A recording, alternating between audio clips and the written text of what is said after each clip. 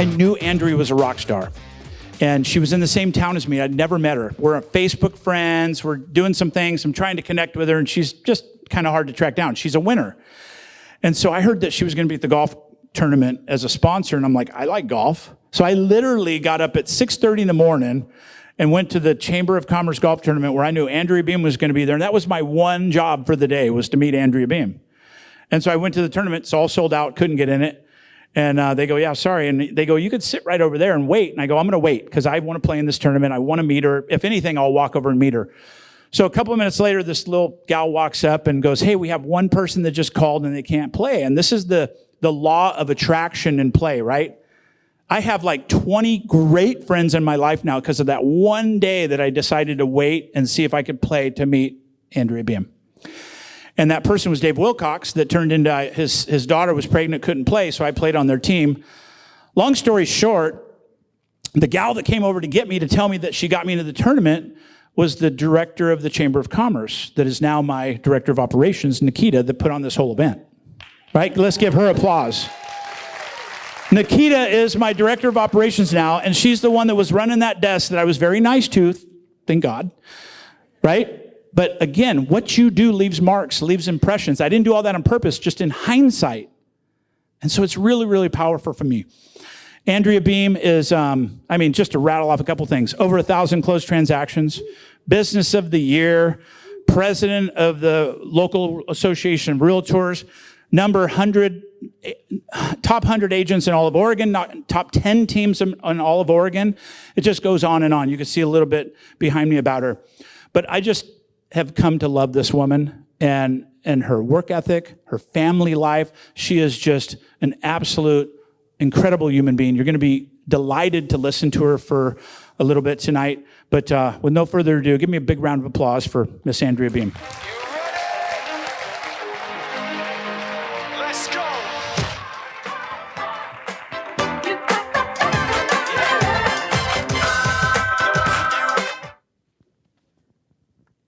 How y'all doing?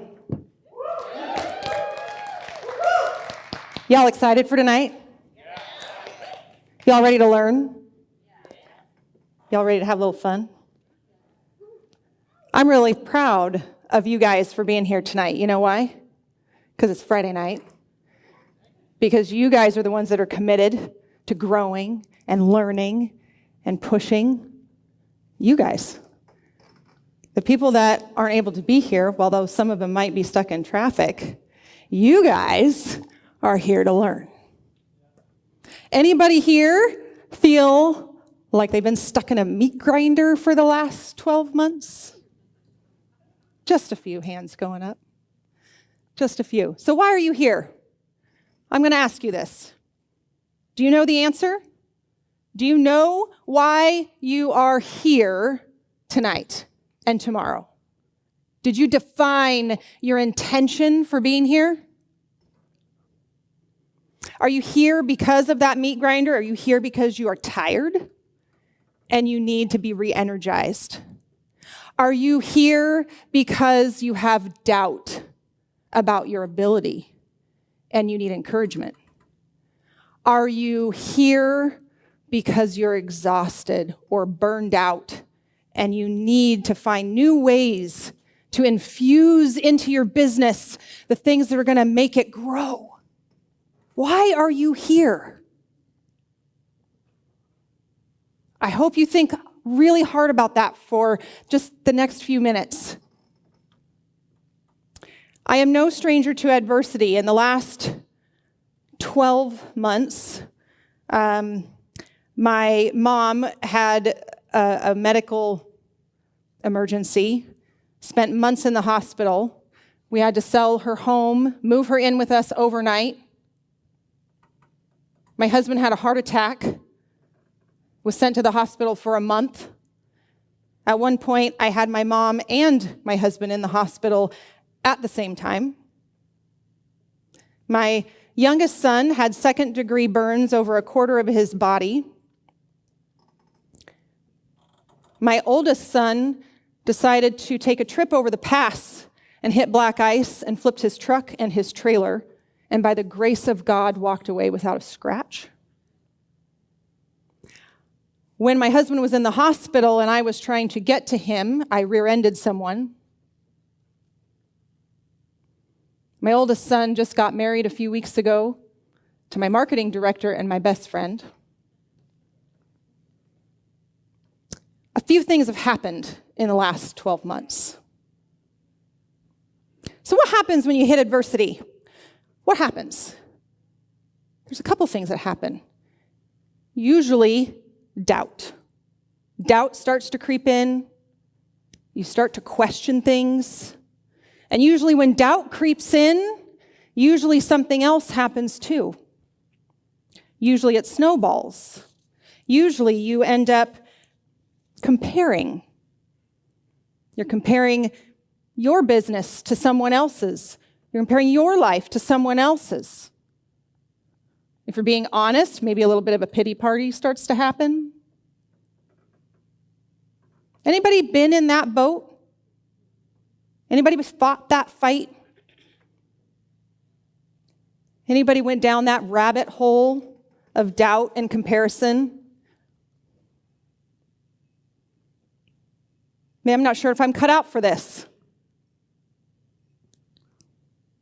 I'm not sure if I have what it takes. I'm not sure if I can do this. I don't know enough people. I just lost a sale. All of a sudden, your focus shifts to the things that aren't going well. And you almost start to look for them. You expect them. I know I did. What's going to happen now? What's next? I was defeated. And there might be a few of you today that are feeling defeated. Maybe you feel like no one wants to buy with the interest rates, or maybe you feel like there's just not enough inventory.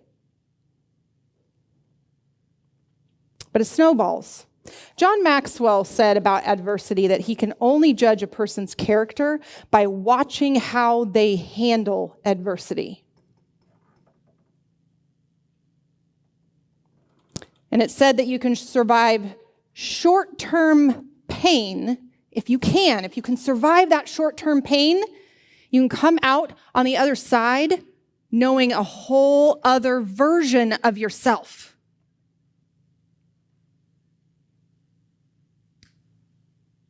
A version that you can say is a fighter. A version of yourself that can say you're not a quitter.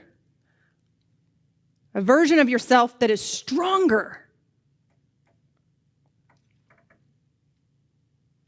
So in that doubt, in that scarcity mindset, there's some other things that start to happen. You ask yourself this question: is it worth it? Is the amount of time that I'm spending trying to get my business going, trying to get the next sale, trying to get the listing, trying to get the buyer, is it worth it? Or is the cost too much? See, wealthy people, they negotiate their worth.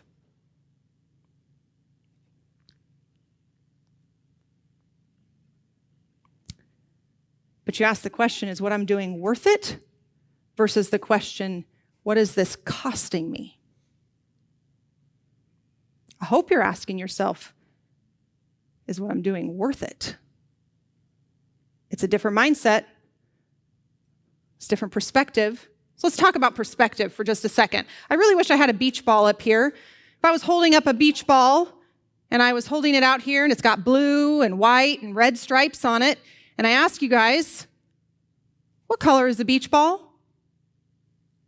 And you say, it's red and it's white. I say, well, that's funny. I think it's blue and white. Who's right? Both.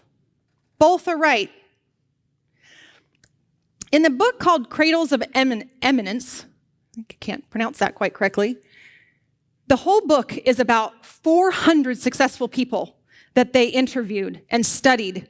And you know what was interesting? I mean, they studied people like Helen Keller and Gandhi and Albert Einstein, Sigmund Freud.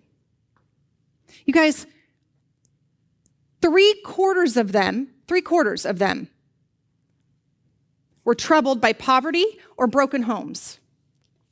And a quarter of them suffered from physical handicaps that were life-altering. Deafness, blindness, crippling disabilities. And the question is asked, why did these achievers, why were they able to overcome the adversity in their life? Why others are just overwhelmed by their adversity? Well, it's because they see their problems as just maybe a stumbling block. If you think about the beach ball, it's the perspective that they chose to look at.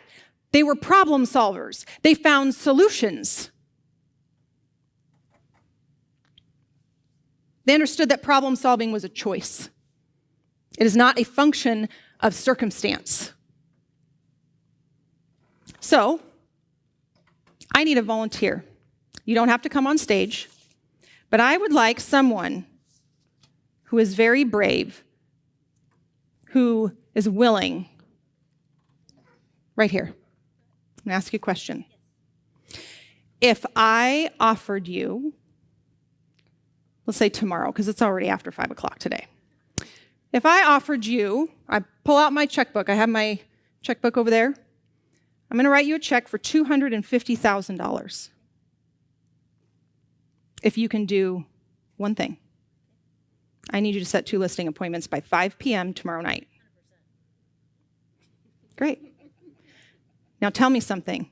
What happens in your brain when you're given the deadline, you're given a reward, you're given a task that you have to accomplish to get that?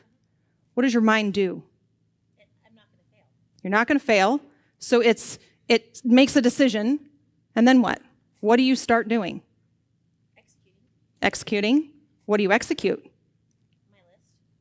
And what is your list? The one that I don't call on. Does your mind start problem solving? Yeah. Does your mind start coming up with solutions?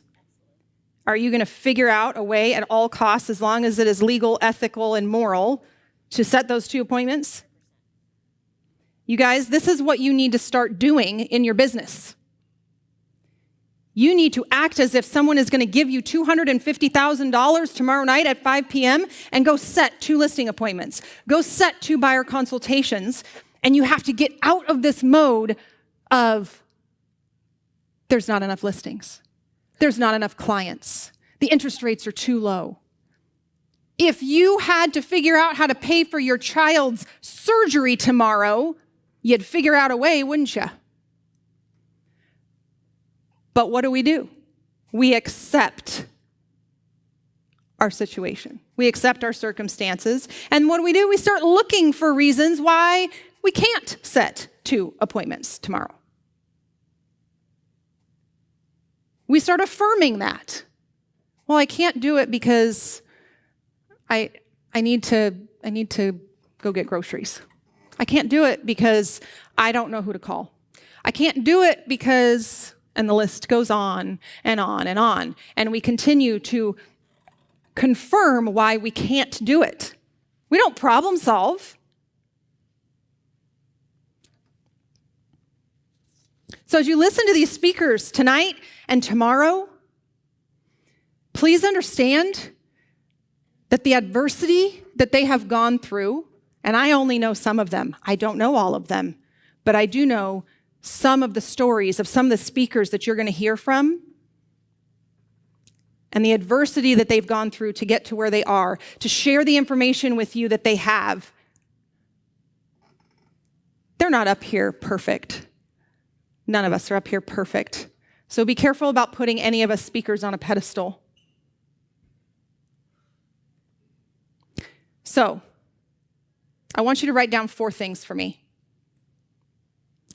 What are the common traits of the people that were able to push past the muck and the mud and the hardships and the toughness of the market and the low inventory and the interest rates and the NAR settlement and whatever else you want to throw out there?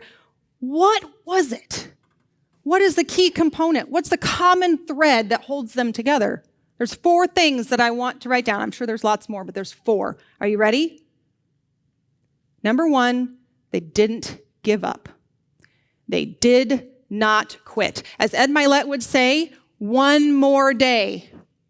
one more call, one more appointment, one more email, one more text, one more day. Do not quit. Number 2, they made a decision. They made a decision to be consistent in something in their business, consistent in their phone calls, consistent in their lead gen, consistent in their social media, consistent in whatever niche they have. You will find that they do something consistently. Number 3, they're evangelical about their cause. I am up here because I am evangelical about bringing value to you guys, about changing a perspective in how you think about how you're showing up and how you think about your business. And number 4, they choose to find solutions. They choose to figure out a way and to not accept their own BS that's in their head, their own excuses that are in their head. They don't allow it.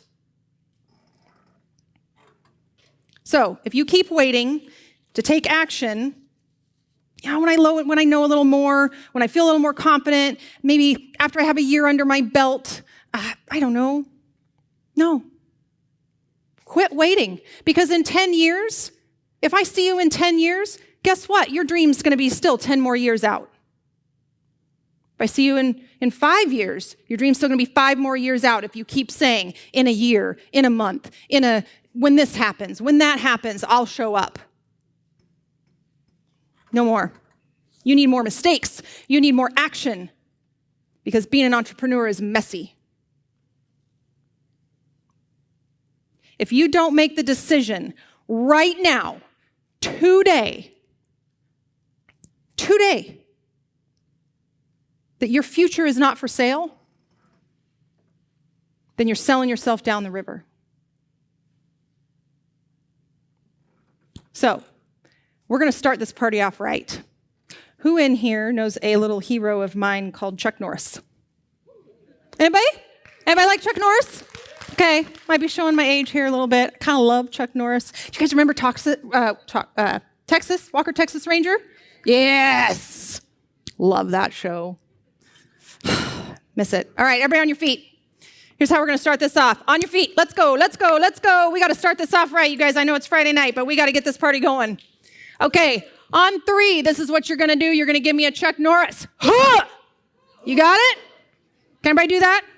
I don't know if Chuck Norris did that or not. We're making it up. It's fine. He might. If he's here, then I need a picture with him. Are you ready? On 3, I want Colorado to hear you guys. I'm not doing this a second time. You don't get a second chance at life. You don't. Sorry, this is it. This is your only one. So if Colorado doesn't hear you, I'm not giving you a second chance. Okay? Are you ready? Yes. On 3, 1, 2, 3. Ha! Sit down. Good job, you guys. I hope you're ready to take lots of notes. You guys got lots of amazing speakers up here tonight. Let's go.